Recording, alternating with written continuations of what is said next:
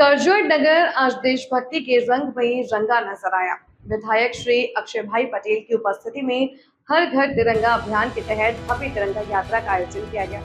बड़ी संख्या में लोगों के शामिल होने से पूरा करजोड़ देशभक्ति के माहौल में सराबोर हो गया।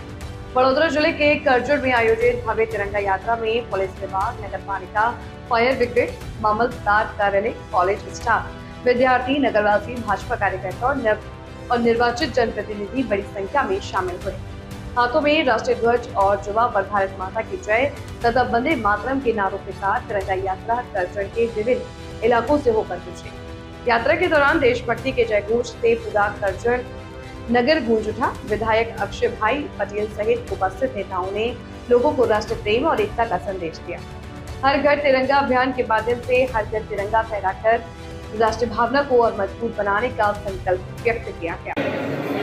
आज रोज करजोड़ नगर के अंदर 15મી ઓગસ્ટના પૂર્વ દિને રાષ્ટ્રીય એકતા અને અખંડિતતા માટે થઈ અને કરજણ નગરની સૌ જનતા સાથે કરજણ નગરની અંદર તિરંગા યાત્રા યોજવામાં આવી। જે સંદર્ભે કરજણ નગરની અંદર અનેક અગ્રણીઓની સાથે મળી અને તિરંગા યાત્રા યોજાઈ।